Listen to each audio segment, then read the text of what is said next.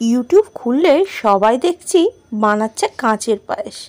আরে কাঁচ দিয়ে পায়েস, সেটাও আবার মানুষ খাচ্ছে, ভেবেই তো অবাক হয়ে গেলাম।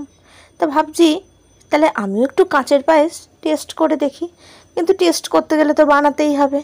আর চলো, সেই জন্য আজকে কাঁচের পায়েসই বানিয়ে নিয়েছি, আর সেটাই তোমাদের সাথে শেয়ার করছি। তবে বন্ধুরা, কাঁচ মানে গ্লাস কাঁচ সেইটা নয়, কাঁচ মানে হচ্ছে সাবুদানা।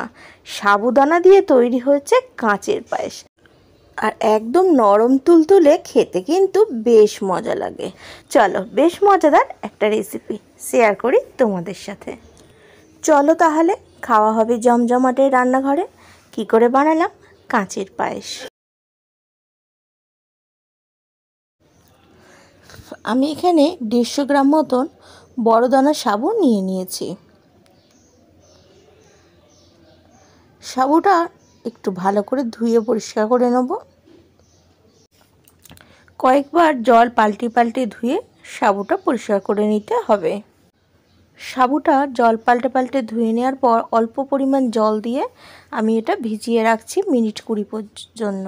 আর তবে খুব বেশি জল দিইনি, জাস্ট সাবুগুলো ডুবেছে এরকম একটু জল দিয়েছি।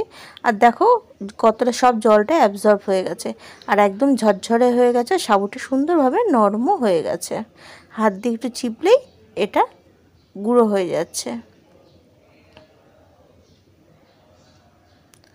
এখন একটু এর মধ্যে চিনি অ্যাড করে দিচ্ছি,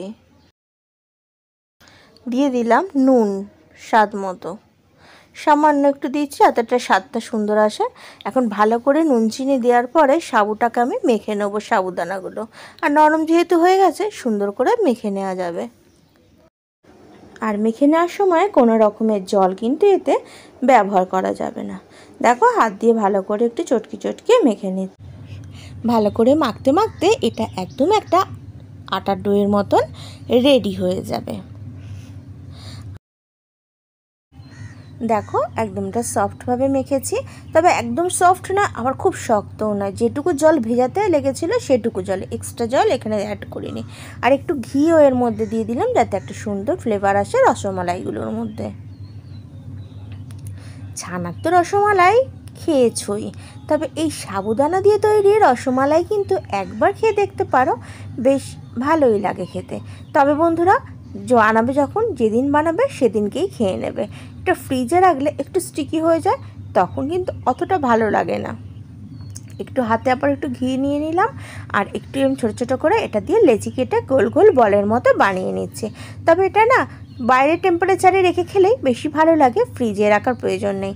ফ্রিজে রাখলে একটু শক্ত হয়ে যায়, নাহলে কিন্তু বাইরে রেখে খেলে অপূর্ব লাগে।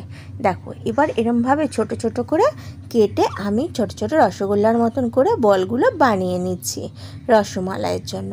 আর আজকের রেসিপিটা যদি ভালো লেগে থাকে, আর আজকের ভিডিওটা তুমি যদি নতুন দেখছো আমার বন্ধু হয়ে আমার চ্যানেলে, তবে অবশ্যই চ্যানেলটিকে সাবস্ক্রাইব করে নিয়ে খাওয়া হবে জমজমাটের পাশে থেকো। আর পাশে থাকা বেল আইকনটিতে অবশ্যই ক্লিক করো, যখন যে রেসিপি আপলোড করব তার ইনস্ট্যান্ট নোটিফিকেশান পৌঁছে যাবে তোমার কাছে। সমস্ত বলগুলো কিন্তু আমার রেডি হয়ে গেল, আর দেখো কত সুন্দর লাগছে, তাই না? এখন গ্যাসের মধ্যে দুধ বসিয়ে দিচ্ছি। এখানে 1 লিটার দুধ নিয়ে নিয়েছি, আর দুধটাকে একটু জাল করে নিচ্ছি, একটু জাল করে ঘন করে নেব। আর একটু খানিকটা দুধ আমি তুলে রেখেছি, এটা উষ্ণ গরম দুধ, আর তার মধ্যে একটা 10 টাকার প্যাকেট আমুল দুধ পাউডার দিয়ে ভালো করে গুলে নিচ্ছি। এই আমুল দুধটা অপশনাল, তবে কিন্তু এটা দিলে না খেতে আমার খুব ভালো লাগে। তাই আমি পায়েস বলো, রসমালাই বলো, একটু পায়েসের ডেজার্ট টাইপের কিছু বানালে মিষ্টি আইটেম, তো আমি আমুল দুধটা ইউজ করি। এটা কিন্তু দারুণ একটা টেস্ট নিয়ে আসে। খুব ভালো করে একটু মিশিয়ে নিচ্ছি। আর এখন দেখো, দুধটা বেশ ফুটে উঠেছে, একটু ঘনও দুধটা হয়ে গেছে। এখন যে বলগুলো আমি বানিয়ে রেখেছিলাম সেগুলো দুধের মধ্যে দিয়ে দিচ্ছি। আর দেখো, এগুলো এখন কিন্তু সব কটা ডুবে গেছে। যেই এটা সিদ্ধ হয়ে যাবে, তখন আস্তে আস্তে ধীরে ধীরে এগুলোকে ফুলে উঠতে ভাসতে শুরু করবে। আর যে মিল্ক পাউডারটা গুলে রেখেছিলাম সেটাকেও দিয়ে দিলাম। এবার এটাকে একটু আমি বয়েল হতে দেবো বলগুলো।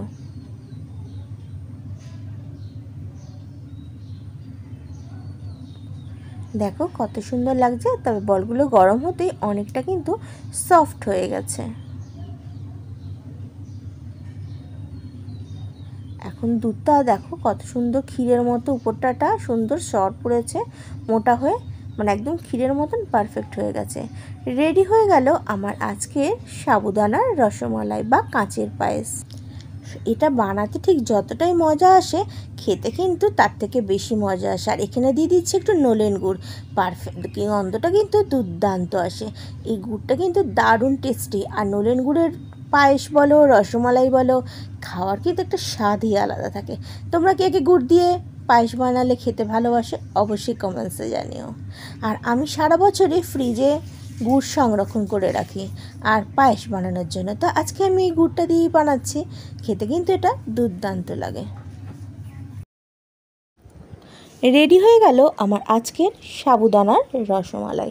আর এটা অনেকটা ট্রান্সপারেন্ট হয় বলেই একে কাঁচের পায়েসও বলা হয়ে থাকে। তবে এখন একটা সার্ভিং বোলের মধ্যে আমি তুলে নিচ্ছি আর গরম গরম এটাকে সার্ভ করব বলে। দেখো কতটা সফট হয়েছে। আর এটা কিন্তু গরম অবস্থায় খেতে কিন্তু দারুণ লাগে, মুখে দিলেই মিলিয়ে যায়। তবে এটা কিন্তু ফ্রিজে রেখে খেলে অতটা ভালো লাগে না, কারণ তখন একটু স্টিকি হয়ে যায়। নাহলে এটা নর্মাল টেম্পারেচারে রেখে তোমরা এটা খেতে পারো বা পরিবেশনও করতে পারো। যদি ভালো লেগে থাকে লাইক কমেন্ট শেয়ার করতে ভুলো না। তোমাদের একটা কমেন্টস আমাকে অনেকটাই অনুপ্রাণিত করে নতুন কিছু রেসিপি বানানোর জন্য। আর ডেকোরেশনের জন্য উপর থেকে একটু পাস্তা আমি ছড়িয়ে আর আমন্ড কুচি একটু ছড়িয়ে দিচ্ছি। খেতে তাতে বেশ ভালোই লাগে। ভিডিওটি সম্পূর্ণ দেখার জন্য, খাওয়া হবে জমজমাটের সাথে শুরু থেকে শেষ পর্যন্ত একটা সুন্দর মুহূর্ত কাটানোর জন্য তোমাকে জানাই অনেক ধন্যবাদ। ভালো থেকো, সুস্থ থেকো, আর এই প্রচণ্ড গরম একটু সাবধানেও থেকো। আজ তবে আসি বন্ধু, আবার দেখা হবে অন্য কোনো একটা রেসিপি। আজকের ভিডিওটা এখানেই শেষ।